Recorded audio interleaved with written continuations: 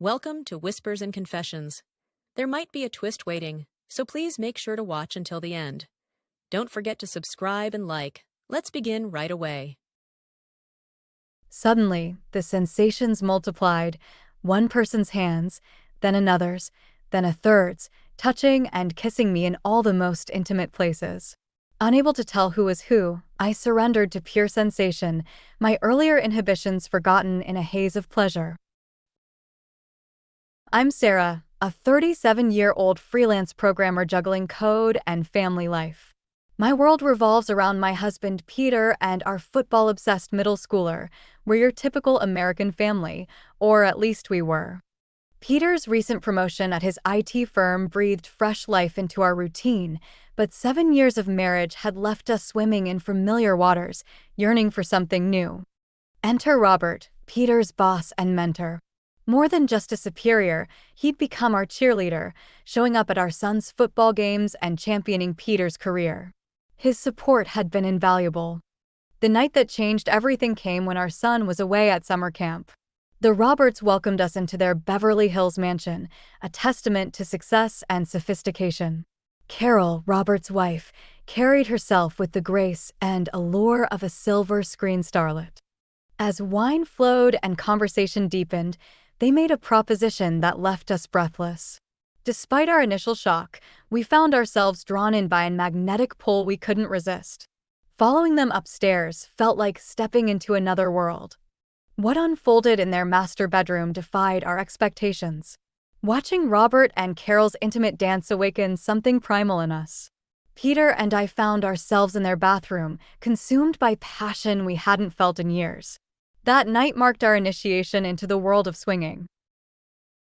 Back home, Peter's suggestion of a ceiling mirror made my pulse race. The memories of that night at the mansion haunted me, but bringing such boldness into our own sanctuary felt daunting. Yet we both knew our marriage craved the spark. 7 years had left us comfortable, but comfort wasn't enough anymore. That first night beneath the mirror remains etched in my memory. We recreated the electricity we'd felt at the mansion, but this time in our own intimate space. Our reflection told a story of rediscovery. Each evening brought new revelations. The mirror showed us sides of ourselves we'd forgotten existed, deepening our connection in ways we never expected. Peter's metamorphosis amazed me most. His professional success had given him confidence, but in our bedroom, he became an artist, painting our nights with newfound passion and creativity. When Carol invited me for coffee days later, it felt natural. Though we'd been texting since that night, meeting face-to-face stirred butterflies. Yet her warm greeting, "How are you, Sarah?" instantly put me at ease, her elegance as disarming as ever. I can't stop thinking about that night, I confessed, feeling heat rise to my cheeks. Carol's understanding smile melted my uncertainty. "Everyone feels that way at first," she assured me. "But look what it did for Robert and me. We understand each other on a whole new level now." I shared how things had changed with Peter, including our mirror installation. Carol's melodious laugh carried no judgment, only wisdom and support. "Robert tells me he and Peter have grown closer at work," she observed. "Seems like this has brought positive changes all around." I couldn't deny it. Peter radiated confidence both professionally and personally these days. Despite my lingering shyness, Carol's gentle reassurance, "Take your time, there's no rush," wrapped around me like a warm embrace. Before we parted, she suggested their next visit be at our place. "Your territory this time," she smiled. "Somewhere you feel completely comfortable." The idea felt right. Our goodbye hug felt natural, worlds away from our initial awkwardness. Driving home, I called Peter to share the plans. His enthusiasm matched mine. We were ready to host the Roberts in our space, on our terms. My career suddenly took an unexpected turn. What began as casual freelance work exploded into something much bigger when my security programming solution caught the industry's attention. The manageable 2 to 3 hours a week morphed into marathon coding sessions that consumed my days and nights. I started dropping balls, missing my son's football practice pickup, earning an apologetic call from his coach, forgetting to pack his lunch as I burned the midnight oil coating. These days, with project deadlines stacking up like dominoes, I've found myself pulling back-to-back all-nighters. The toll on my personal life has been devastating. Intimacy with Peter has become a distant memory, our ceiling mirror now nothing more than an ironic reminder of passion lost. The thought of hosting Robert and Carol feels like a fantasy from another life, that electric night at their mansion fading like a dream in morning light. Then came the bombshell: Google. They'd noticed my security solution and dangled a golden carrot, a full-time position with triple my current salary, plus stock options. A dream offer that came with a catch: relocation to Silicon Valley. The timing couldn't be worse. Peter's finally hitting his stride in his new role, and our son's making waves on his middle school football team. The thought of uprooting everything we've built here makes my stomach churn. Am I being selfish even considering it? That's when a wild idea struck me. What if I went ahead alone? The thought felt almost blasphemous at first, but it slowly began to take shape as a viable option. Peter and our son could maintain their lives here while I pioneered our future in Silicon Valley. I tried to rationalize it. Weekday work in Silicon Valley, weekend family time at home. Though far from ideal, maybe this temporary arrangement could work? Give us a few months to test the waters, let the family warm up to the idea of relocation. But guilt hit me like a tidal wave. Abandoning my family for career advancement. Wasn't that the definition of selfishness? Would Peter understand? And my son, navigating the choppy waters of puberty, how could I even think of leaving him now? These thoughts haunted me. Last night, Peter finally cracked. "You've become a ghost," he said, his voice heavy with hurt. "I'm handling everything, lunches, school pickup, housework, but we need us time too." His next words cut deep. "Remember when we made love 3-4 times a week? Now I barely see your face once in 7 days." The Google offer and mounting work pressure have created a chasm between us. Our reflections in that ceiling mirror tell a different story now, strained, distant, uncomfortable. Peter's right. I've lost myself in the labyrinth of ambition. The Google offer remains my secret, burning a hole in my conscience. Every time I try to broach the subject, fear seals my lips. The guilt of harboring such a massive decision alone eats at me, yet I'm terrified that revealing it now might be the final crack in our already fragile relationship. The thought of suggesting a solo move to Silicon Valley makes me physically ill. Would he see me as that woman, the one who chose career over family? The cold, ambitious wife who abandoned her maternal duties? After 7 years of marriage, proposing separate lives feels like betrayal.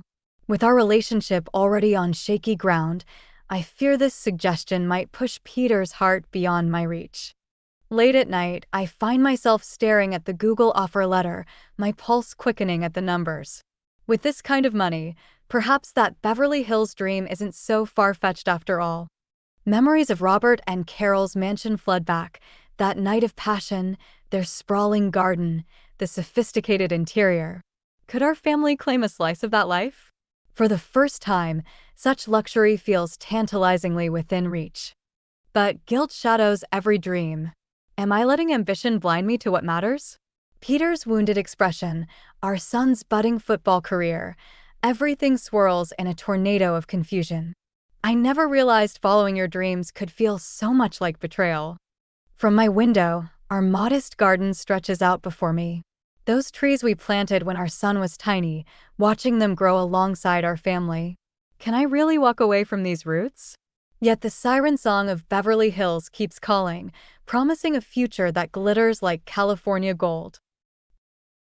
After days of inner turmoil, I reached out to Carol. Her warm voice greeted me instantly. "Sarah, darling, you sound exhausted. What's troubling you?" "Oh, Carol." My voice cracked. "Everything's happening at once. Google's made me an offer. It means relocating to Silicon Valley. Peter's hurt because I'm buried in work, and then there's my son's football. I feel like I'm drowning." Tears pricked at my eyes as I spoke.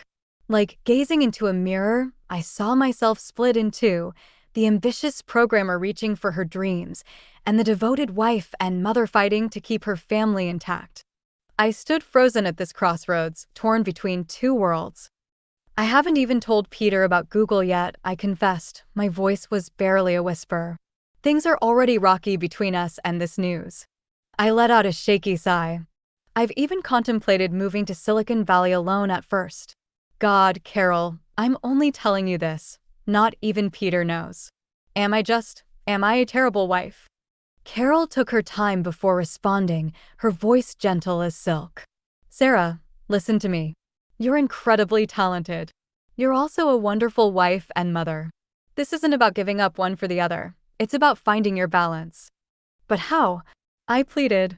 Taking the Google offer would turn our whole lives upside down.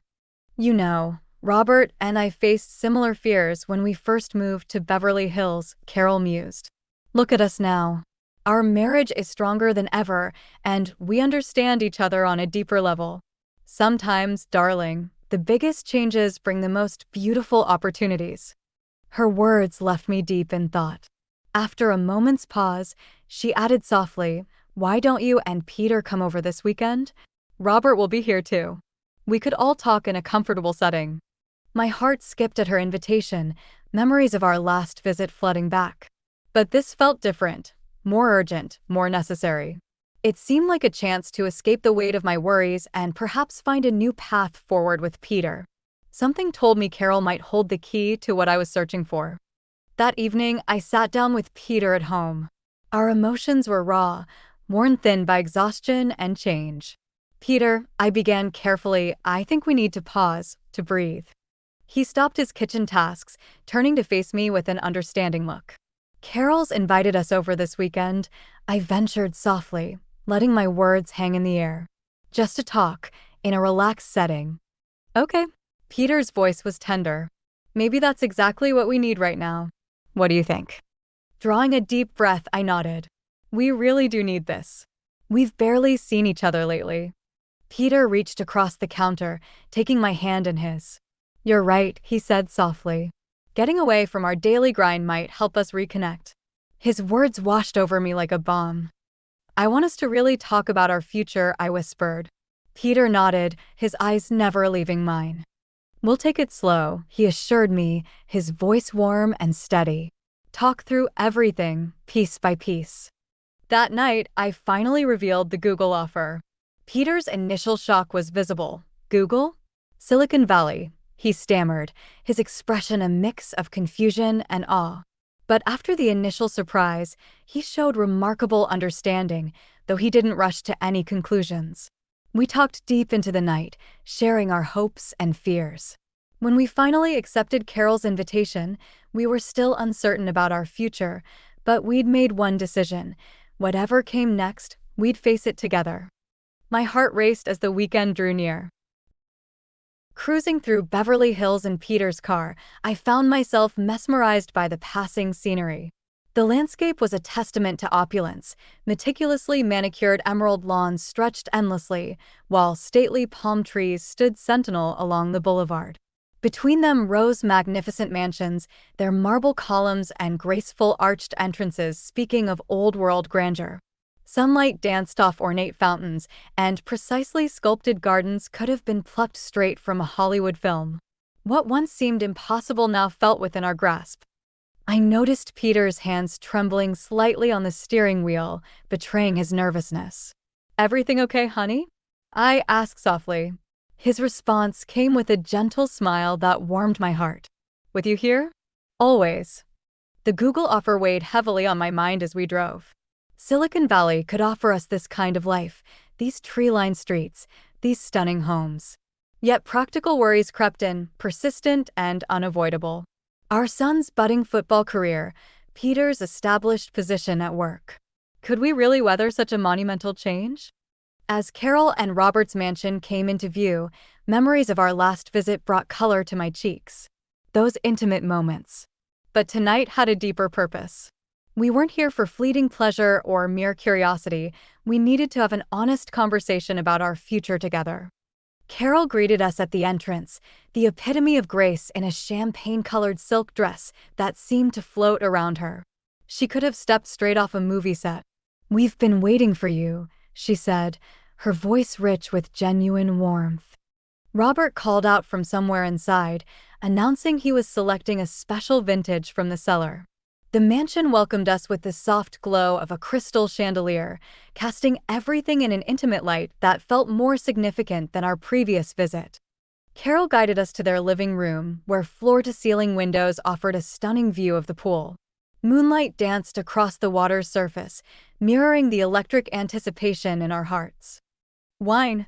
Carol's suggestion was met with eager nods from both Peter and me. We all knew a little liquid courage might help ease the tension. When Robert appeared, bottle in hand, I caught something in his expression, a glimmer of possibility, of plans yet to unfold. As jazz played softly in the background, we sipped wine and let conversation flow naturally. The Google offer came up, and our hosts offered thoughtful insights. Yes, Silicon Valley will be challenging, Carol acknowledged, but the rewards could be extraordinary. Robert chimed in about football programs in the area. They're top-notch, might even give your son better opportunities. He addressed Peter's career prospects too. Silicon Valley's tech scene is booming. With your expertise, Peter, doors will open. Their words began to dissolve the knot of anxiety in my chest. As the evening progressed, our discussion shifted to more intimate territory. When Carol suggested we move upstairs, Robert's voice was gentle but purposeful. Let's set aside our worries for tonight and focus on connecting. Sometimes life's greatest moments come from embracing new challenges. My heart fluttered like a teenager's, and though memories of our last encounter here surfaced vividly, this time anticipation outweighed any trace of fear. Upstairs, Robert's voice carried a gentle suggestion. What if we tried something different tonight? His tone held a soft, inviting warmth that made my pulse quicken. Sarah, I sense your hesitation, he said thoughtfully. That's why I have a unique proposition. Let's experiment with blindfolds. When we can't see, our other senses become extraordinarily alive. It might help you feel more liberated. His considerate words sent a flush creeping across my cheeks. Peter and I had actually attempted blindfolding once before, but it had felt clumsy and forced, leading nowhere. This, though, being blindfolded with another couple, the mere thought sent electricity through my veins. It was beyond anything I'd ever contemplated. I don't know. My voice wavered. Carol's hand found mine, her touch reassuring. We'll go at your pace, she soothed. If anything feels wrong, we stop. But Sarah, this could be something extraordinary. I caught Peter's eye. Though nervousness flickered across his features, there was an unmistakable spark of intrigue there too. After what felt like an eternity, I gave a small nod. All right, let's try. Carol presented me with a blindfold of black silk. The fabric whispered against my skin as I took it, sending tiny shivers down my spine. Robert dimmed the lights, and the smooth notes of jazz began to fill the room. As the blindfold settled over my eyes, darkness enveloped me completely. My heart thundered in my chest. Then came a touch, gentle, familiar. Peter's hand, I knew instantly. The first sounds reached me moments later, soft moans that could only be Carol, punctuated by Peter's ragged breathing. My stomach dropped.